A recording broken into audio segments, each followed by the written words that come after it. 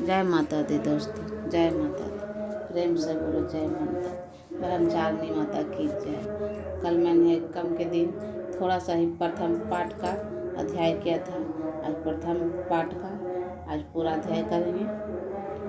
तो चलिए प्रथम पाठ का अध्याय पूरा करते हैं। जय माता दी। मार्कंडेय जी बोले, सूर्य के पुत्र साविर्ण जो 8वें मनु कहे जाते हैं, उनकी उत्पत्ति की कथा विस्तार पूर्वक कहता हूँ, सुनो। सूर्य कुमार महाभाग सरमानी भगवती महामाने ने अनुग्रह से जिस प्रकार मन्वंतरे के स्वामी हुए, वही प्रसंड सुनाता हूँ। पूर्वकालीन बात है। सर्वोचित मन्वंतर में सुरथ नाम के एक राजा थे, जो चैत वंश के उत्पन्न हुए थे। उनका समस्त मूलंड पर अधिकार था। वे प्रजा का अपने और से पुत्रों की भांति धर्म का पालन करते थे, जो भी उस समय लोक के विचित्र नाम से दत्तात्रेय उसके शत्रु हो गए थे।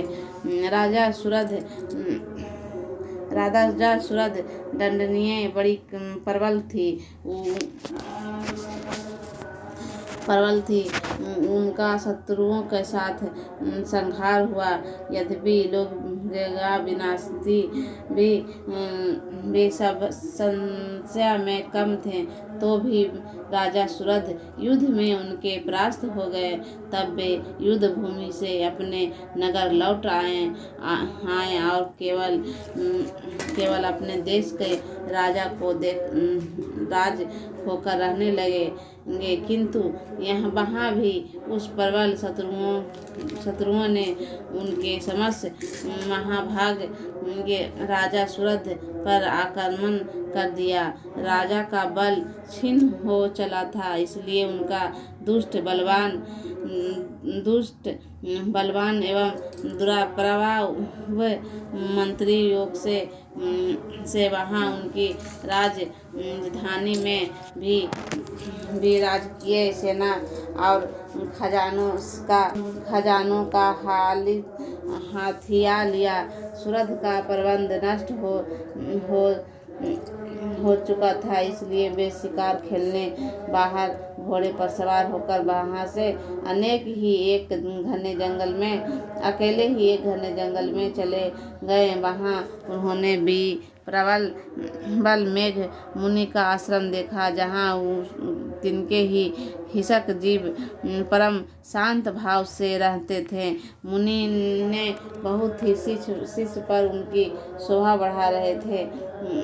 वहाँ जाने पर मुनि ने उनका सत्कार किया और वे उन्हें मुनि श्रेष्ठ का आश्रम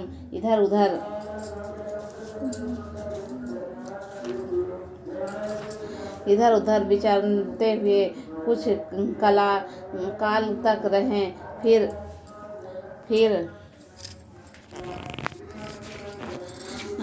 ममता से आकृष्ट होकर वहाँ इस प्रकार चिंता करने लगे। पूर्व काल मेरे पूर्वजों के जिनका पालन किया जाता था, वही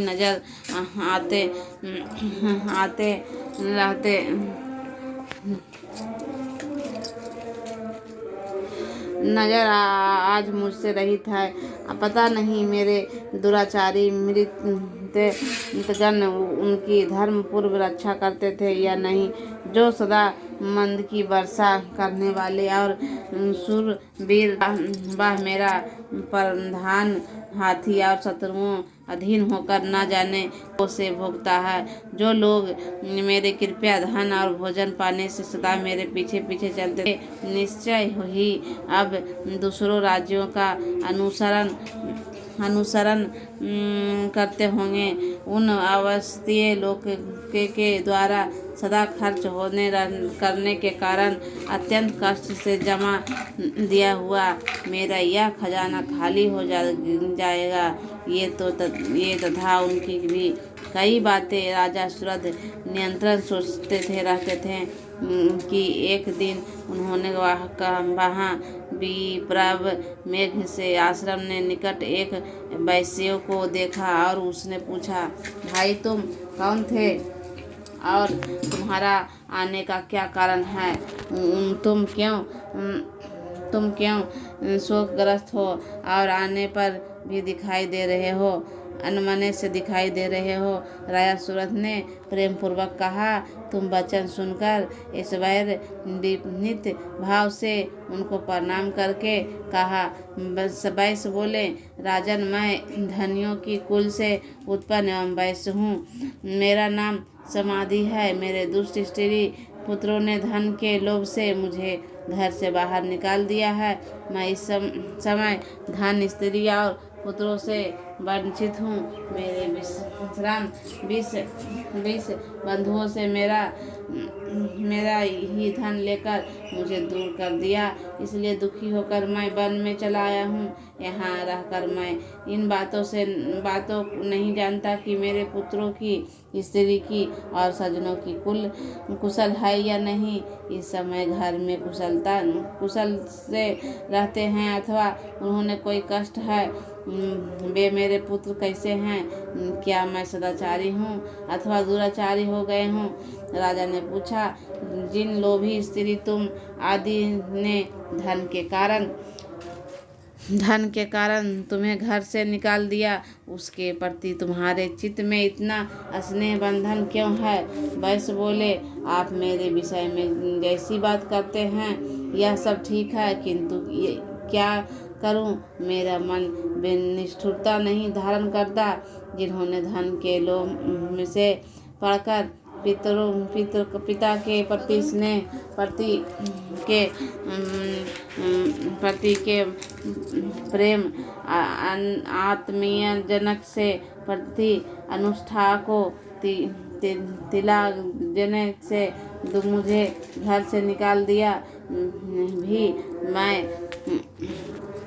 जो मेरा इस प्रकार प्रेम मग्न हो रहा है कि यह क्या है? इन बातों को मैं जानकर भी नहीं जान पाता। उनके लिए मैं लंबी सांसें ले रहा हूँ और मेरे हृदय अत्यंत दुखित हो रहा है। उन लोगों ने प्रेम का संवर्धा अथवा अभाव है, जो भी उनके प्रति जो मेरे मन में निष्ठुरता नहीं हो पाता, उसके लिए मैं क्या करूं? मार्कंडेय जी कहते हैं, ब्राह्मण तदंतर राजाओं के श्रेष्ठ सूरथ ने भी महादेवी नामक वैश्य दोनों साथ साथ मेघ मुनि की सेवा में उपस्थित हुए और उनके साथ यथा योग न्याय कुशल विनय पूर्वक बर्बाद करते बैठे। तत्पश्चात वैश्य और राजा ने कुछ वार्तालाप आरंभ किया। राजा ने कहा, भगवान, मैं आपसे एक बात पूछना चाहता हूँ, मुझे बताइए। मेरे चित्त अपने अधीन न होने के कारण वह बात मेरे मनों को बहुत दुख देता है। जो राज्य के हाथ में चला गया है, उसके और उनके संपूर्ण अंडों में मेरी ममता बनी है। मुनि श्रेष्ठ, यह जानते हुए भी कि वह सब मेरा नहीं है, अज्ञानी की भांति मुझे उनके लिए दुखी होता है। यह क्या है? यह वैश्य के घर से अपमानित होकर आया है। उसके पुत्र, स्त्री और वियोगिनियों इसे छोड़ दिया है। स्वजनों ने भी इनका परित्याग कर दिया है। तो भी यह पति अत्यंत हार्दिक स्नेह रखता है। इस कारण यह तथा मैं दोनों ही बहुत दुखी हैं। जिससे प्रभाव से दोष देखा गया है, उन विशेष के भी हमारे मन में मनवांजित आकर्षण पैदा हो रहा है। भगवान भी महाभाग में हम दोनों समझदार हैं। जो भी हमारे जो मोह पैदा हुई है, यह क्या है? विवेक शून्य पुरुष की भांति मुझसे इसने भी यह मूर्खता प्रारंभ प्रत्यक्ष दिखाई देती है। ऋषि जी बोले, महाभाग विषय मार्ग का ज्ञान सब जीवों में होता है। इसी प्रकार विषय में भी सबके लिए अलग अलग है। कुछ प्राणी दिन में सोते हैं, कुछ प्राणी रात में देखते हैं, दूसरे रात में नहीं देख पाते हैं। कुछ जीव ऐसे होते हैं जो दिन में और रात्रि में भी बराबर ही देखते हैं। यह ठीक है कि मनुष्य समझदार होते हैं, किंतु केवल वे ही ऐसे नहीं होते, पशु पक्षी भी और मृग आदि भी प्राणी समझदार होते हैं। मनुष्य समझ भी वैसे ही होती है जैसे उन मृग में पक्षियों में होती है, तथा जैसे मनुष्य होती है वैसे ही उन मृग पक्षियों में आदि की भी होती है। यह तथा अन्य बातें क्या पराया दोनों के समान ही है। समझ होने पर भी इस पक्षियों को देखो, ये स्वयं भूख से पीड़ित होते हुए भी मुंह बच्चों के चोंच में कितने चावल से अन्न डाल रहे हैं। नरश्रेष्ठ, क्या तुम नहीं जानते कि ये मनुष्य समझदार होते हुए भी लोग बस अपने किए हुए उपकार का बदला पाने के लिए पुत्रों की अभिलाषा करते हैं। यद्यपि वे उन सब में समझ की कमी नहीं है, तथापि वे संस्कार की स्थिति बनाए रखने वाले भगवती महामाया के पराभद्वार ममतामय भैरव से युक्त मोह के गहरे गत में गिरे गए हैं। इसलिए इसके आश्रय नहीं करना चाहिए। जगदीश्वर भगवान विष्णु ने योग निद्रा के भगवती महामाया की। उन्हीं से यह जगत मोहिनी हो गया रहा है। वे भगवती महामाया देवी ज्ञानी योग से चित्त को बलपूर्वक खींचकर मोह में डाल देती है। वे ही इस संपूर्ण सचराचर जगत की सृष्टि करती है, तथा वे ही प्रसन्न होने पर मनुष्य के मुक्ति के लिए वरदान देती है। वे ही परम विद्या, संसार बंधक मोक्ष की हेतु पूर्व सनातनी देवी का भी संपूर्ण ईश्वरियों को अधिशारिक है। राजन ने पूछा, भगवान जिन्हें तो आप महामाया कहते हैं, वे देवी कौन है? ब्राह्मण, उनका आविर्भाव कैसे हुआ? इनका चरित्र कौन सी है? ब्रह्माओं ने श्रेष्ठ हमसे उन देवी का जैसा प्रभाव हो, वैसा स्वरूप हो, और जिन प्रकार प्रादुर्भाव हुआ हो, वह सब मैं आपको मुख से सुनाना चाहता हूँ। श्री ऋषि जी बोले, राजन, वास्तव में तो वे ही देवी नित्य रूपा ही है।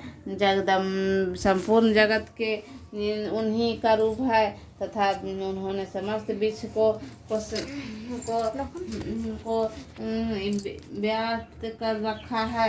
यद्यपि उनका पता अनेक प्रकार से होता है, यह मुझमें सुनो। यद्यपि ये नित्य और जन्मा है, तथापि तब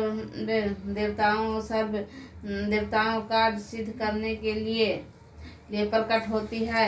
उनके समय लोक में उत्पन्न हुई कहलाती है।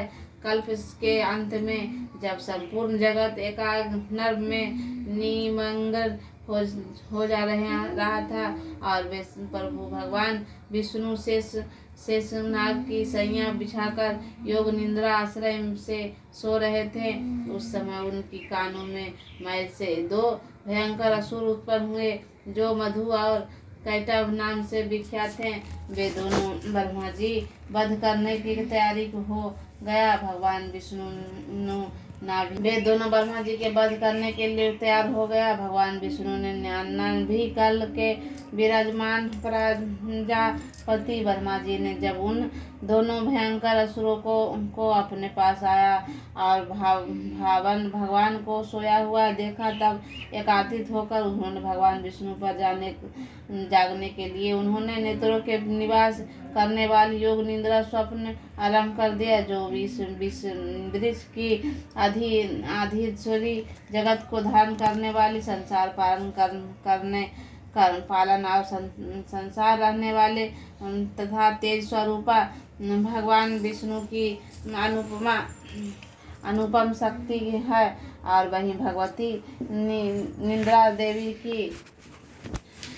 निंद्रा देवी की भगवान ब्रह्मा स्तुति करते हैं। ब्रह्मा जी कहा, देवी तुम स्वाहा, तुम ही सुधवा और तुम ही बसटाकार हो।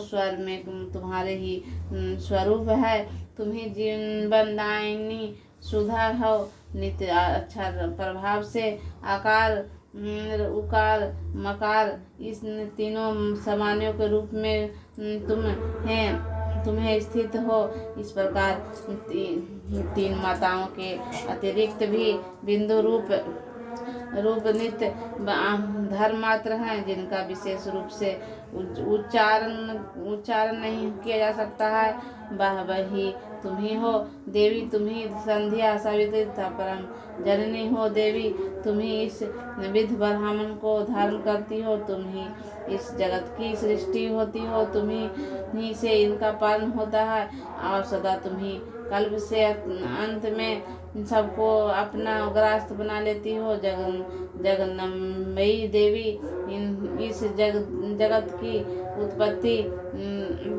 समय तुम ही सृष्टि पर पालन काल एवं स्थिति हो।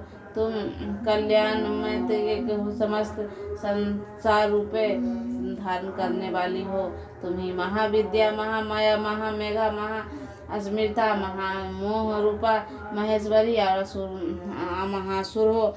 तुम ही तीनों गुणों की उत्पत्ति करने वाली सबकी प्रकृति हो। भयंकर कालरात्रि, महारात्रि और मोहरात्रि भी तुम ही हो। तुम ही ईश्वरीय तुम ही हो और तुम ही बोध स्वरूपा बुद्धि हो। लज्जा, पुष्टि, तुष्टि, शांति और क्षमा ही तुम ही हो। तुम खंड धारणी, शूल धारणी, घोर रूपा तथा गदा, चक्र, संड और असुर धारण करने वाली हो। बाण, भुजुंडी और परिध के में भी तुम्हारा आश्रय है।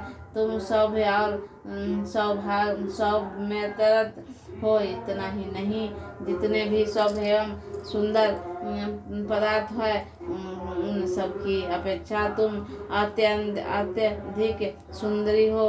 और पर आप अपर सबसे पहले यहाँ रहने वाली परमेश्वरी तुम ही हो। सर्वस्वरूपा देवी, कहीं भी सत्य असत्य जो कुछ वस्तुएं हैं और उन सबकी जो शांति है वह तुम ही हो। ऐसा अवस्था में तुम्हारी स्तुति क्या हो सकती है। जो इस जगत की सृष्टि पालन में संहार करते हैं, इन भगवानों को भी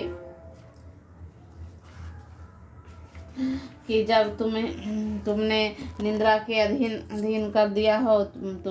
जब तुम्हारे स्तुति करने के से यहाँ कौन समर्थ रहता है। तुम्हें को भगवान षण्डक को तथा भगवान विष्णु को भी तुम्हारे शरीर धारण कराया है। अतः तुम्हारी स्तुति की शक्ति किसने है। देवी तुम ही अपने इस उदार भाव से शांति हो। ये जो दोनों दुष्टांत अनुसार मधु और कटभ है, उनको मुंह में डाल दो और जगत से भगवान विष्णु शीघ्र ही जगा दो। साथ ही तुम्हें भीतर से दोनों महान असुरों को मार डालने के बुद्धि उत्पन्न कर दो। ऋषि जी कहते हैं, राजन, जब तुम ब्रह्मा जी के यहाँ मधु और कैटभ को मारने के उद्देश्य भगवान विष्णु को जाने के लिए तदोमुख अधिष्ठिनी देवी योग निद्रा के प्रकार स्तुति की। तब वे भगवान विष्णु नेत्रमुख नासिक बहु हृदय और वक्ष स्थल में निकलकर आवास जन्मा ब्रह्मा जी के दृष्टि से समझ खड़ी हो गई। योग निद्रा युक्त होकर भी जगत के स्वामी भगवान जनार्दन ने उसे एकावर्ण के जल में शेषनाग की सयों से जगा उठे। फिर उन्होंने उन दोनों असुरों को देखा और वे मधुकटक के अत्यंत बलवान तथा पराक्रमी थे और क्रोध से लाल आंखें और ब्रह्मा जी खा जाने के लिए उद्योग कर रहे थे। तब भगवान श्री हरि ने उठकर वो दोनों को 5,000 वर्षों तक केवल बहु युद्ध किए। वे दोनों ही अत्यंत बल के कारण उत्पन्न हो रहे थे, इससे महामाया वे उन्हें मुंह में डाल रहे थे। इसलिए वे भगवान विष्णु ने कहने लगे, हम तुम्हारी वीरता से संतुष्ट हैं, तुम हम लोगों से कोई वर मांगो। श्री